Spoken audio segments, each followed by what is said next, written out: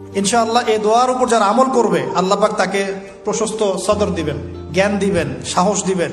Doctor Zakir Naik এই দোয়াটার উপর খুব বেশি আমল করেন। আপনারা কি দেখেছেন না লেকচারে? এই দোয়াটার ব্যাপক ফজিলত আছে। তো মুসা আলাইহিস সালাম বলছেন, আল্লাহ আমার এই সমস্যা, আল্লাহ বলছেন এই দোয়া করো, রব্বিশ রহলি সদরি। আমরা কি দোয়া করবো তাহলে? রব্বিশ রহলি সদরি, আল্লাহ আমার এই কলিজাটা বড় করে দাও। মানে আমার কলিজা বড় করো মানে কি? সাহস। সত্যি কি আপনার মনে হয়, সত্যি কি আপনার মনে হয় যেভাবে জীবন যাপন করছি আমরা, এতে আমরা জান্নাতে যাব?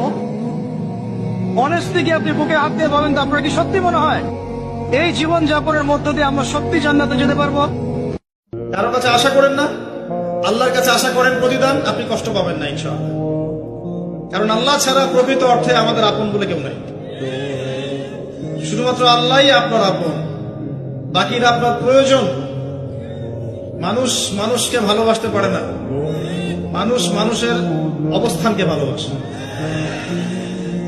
এটা আপনারা হারে হারে ফিল করবেন যত দিন যাবে। আর আল্লাহ পাক বলেছেন, হে আদম সন্তান, আমার ইবাদতের জন্য সময় বের করো।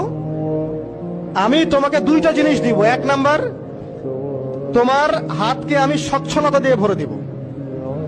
আর দুই নাম্বার, তোমার সমস্ত অভাব আমি দূর করে দেব। বছরে একটা দিনও আপনার সন্তান গিয়ে আপনার কবর জিয়ারত করবে কিনা সন্দেহ আছে। এটাই বাস্তবতা, নির্মম বাস্তবতা। আল্লাহ থেকে এসেছি, আল্লাহ ফিরে যাব, একাই, কেউ নাই সাথে।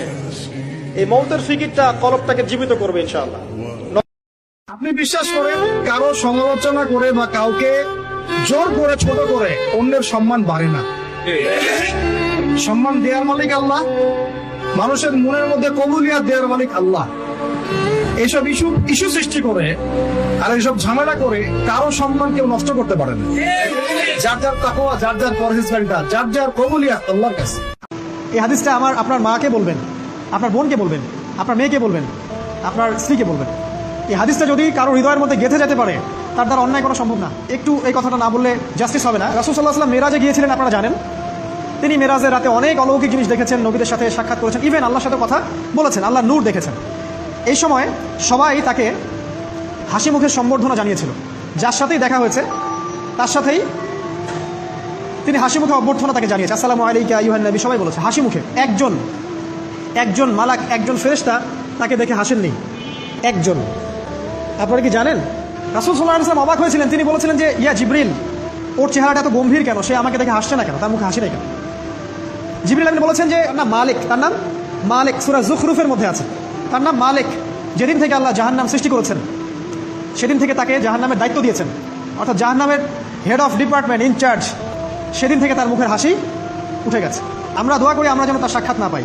তার কাছে পারমিশন নিয়ে রাসূল সাল্লাল্লাহু আলাইহি ওয়াসাল্লাম জাহান্নামের দিকে তাকিয়েছিলেন, ভিতরে দেখেছেন কি আছে। তিনি পরে যা ব্যাখ্যা করেছেন তা হলো, আমি দেখলাম সেখানে খালি মেয়ে আর সেখানে খালি নারী আর নারী। এই হাদিসটা আপনার মাকে বলবেন, আপনার বোনকে বলবেন, আপনার মেয়েকে বলবেন, আপনার স্ত্রীকে বলবেন। এই হাদিসটা যদি কারো হৃদয়ের মধ্যে গেঁথে যেতে পারে,